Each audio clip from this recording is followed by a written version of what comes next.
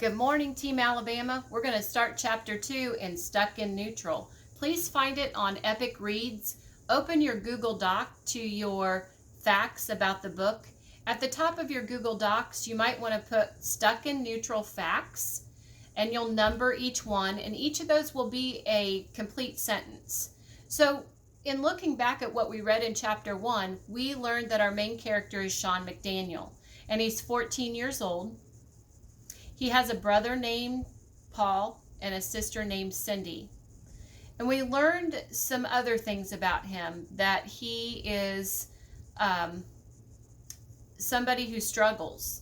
He is a special needs student probably, and the world views him as maybe not so smart. And he used the word retard.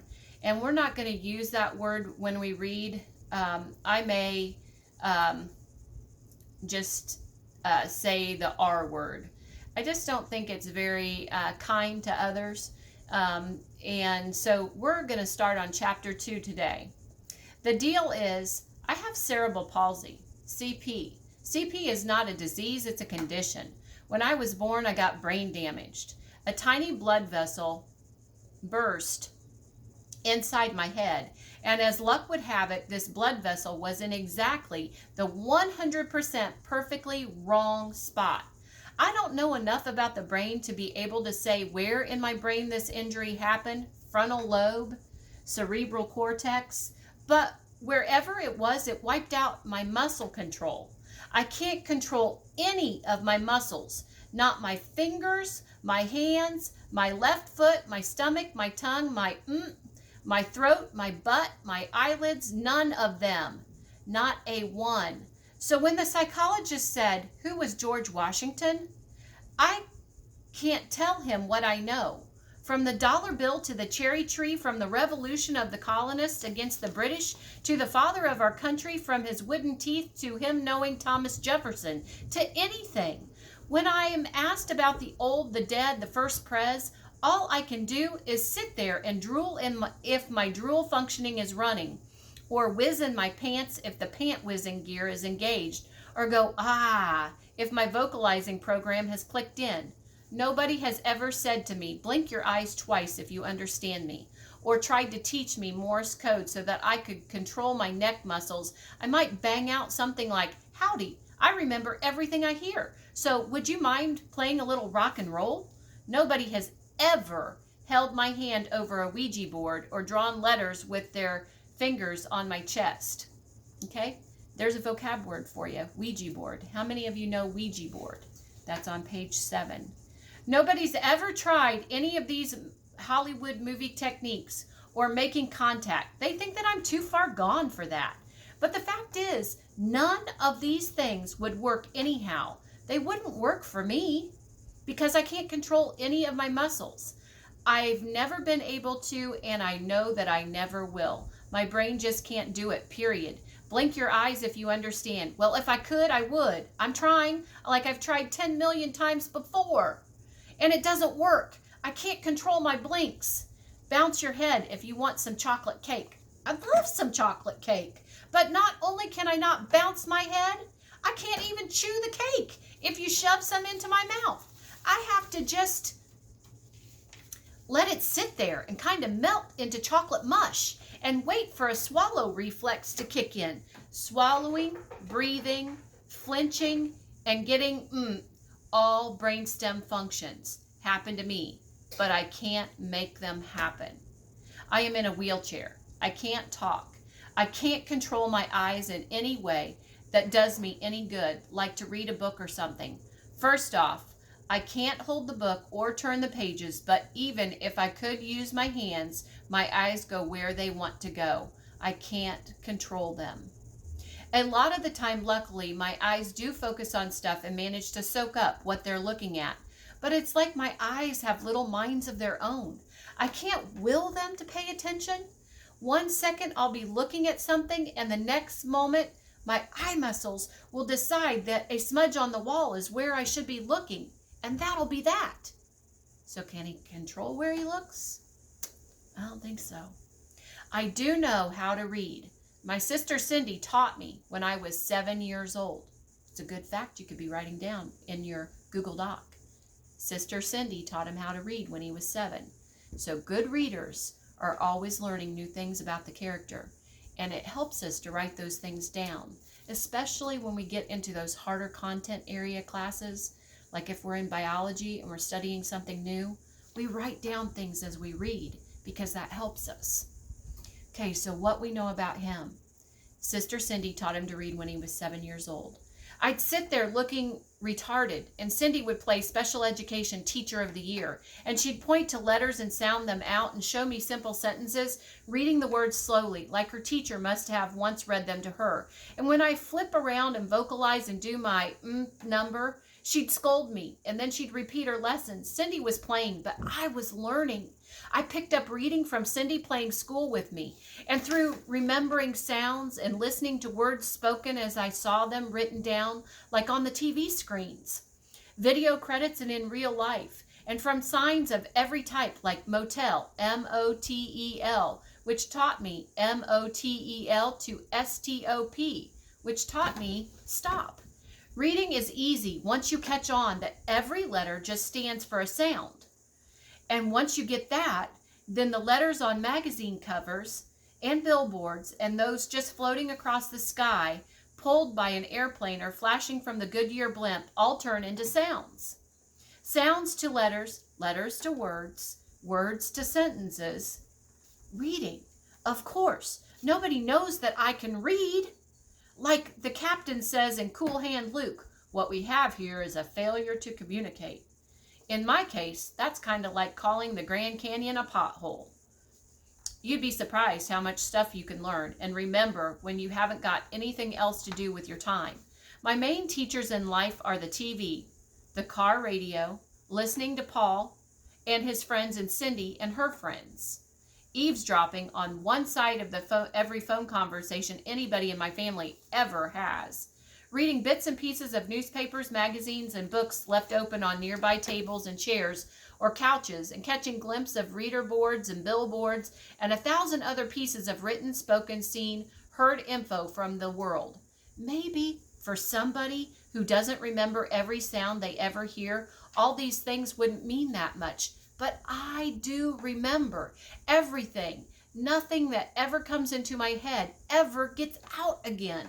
I'm pretty smart, but this sounds like good news again, doesn't it? Okay, let's get back to reality. Experiencing life the way that I have, that is only through what I see and hear, has made it hard for me to really understand some things. I've seen people run, but I have no idea what your legs feel like when you do that. What does your arm feel like throwing a baseball? Your finger holding a pencil? What do your lips feel when you kiss somebody? Also, sometimes just hearing things can create confusion and misunderstanding. When I first heard my mom talk about turkey dressing, I wondered why the heck she would dress a turkey. And when I first saw a billboard picturing the Marlboro Man, I thought that cowboy up there smoking must be Mr. Marlboro. So for the next 6 months, I thought that my dad was the McDaniel Man, or the next door neighbor, Bob Mayer, was the Mayor Man, the guy who brings our mail as the Postal Man, etc. A lot of these things I eventually figured out, but I am still confused about some stuff. For instance, how does a car wash work? Do they actually have a bathtub big enough to fit a whole car in there? What about a truck? And doesn't putting the car under the water mess up the engine? And here's one it took me a long time to figure out. Actually, until I actually saw the word written out. I always wondered why nobody realized that the calling of sick people, youth in Asia, might not be just a little offensive to young people in places like Japan and China. Maybe it's a good thing that I can't communicate. Otherwise, I'd probably act like a fool.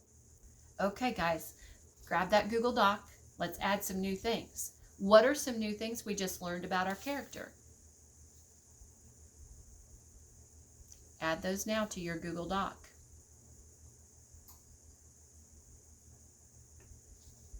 He wonders a lot about things that he's seen, but he's never experienced himself. That would be something that we could add. And what were his biggest teachers? And who taught him to read?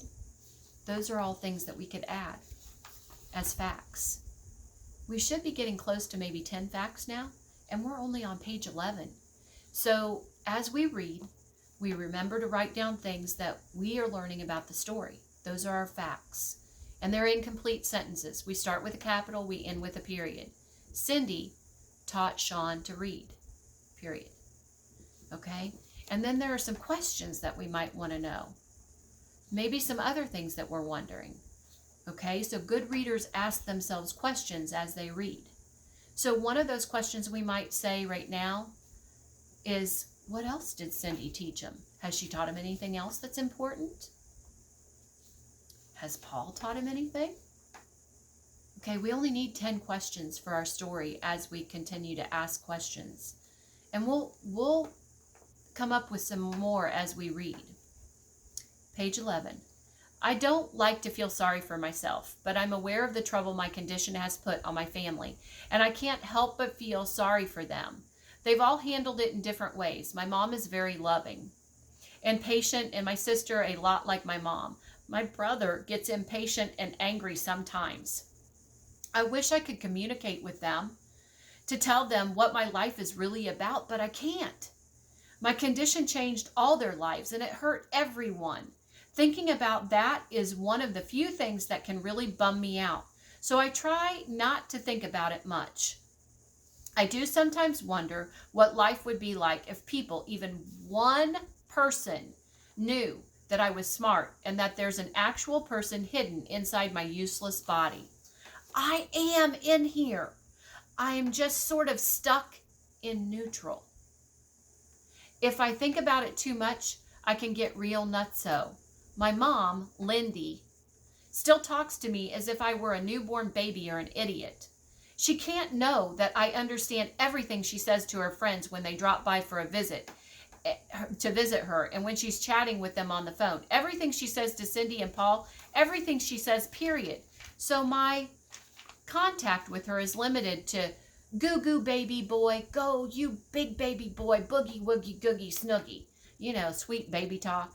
I wish just once I could say to her, geez, Mom, I'm 14 freaking years old, but I can't. That's just how it is. I try not to spend too much time worrying about how hard my life is. Of course, it's kind of difficult not to think about it at least part of the time. What else is there for me to do?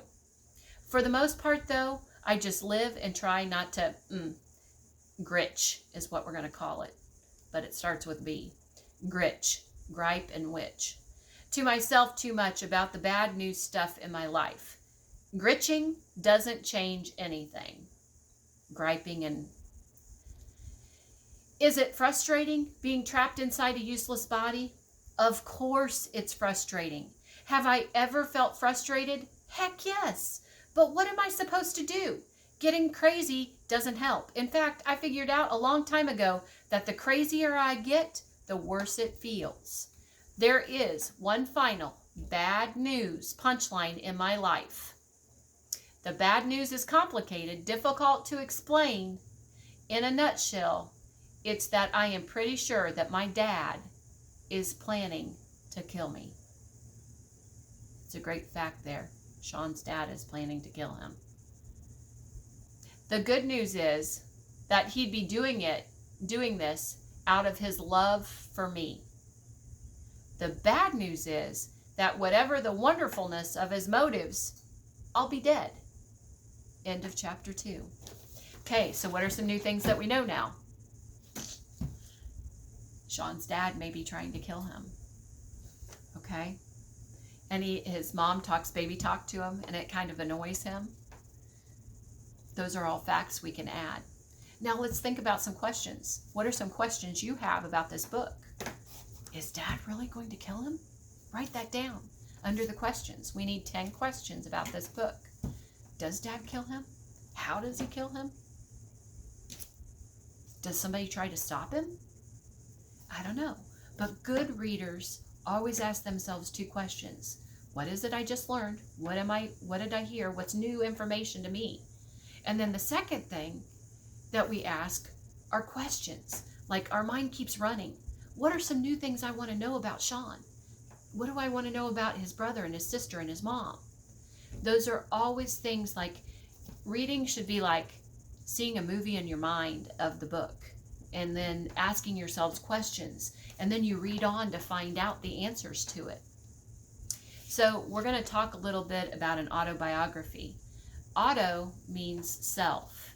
And so you're going to start writing a story about yourself.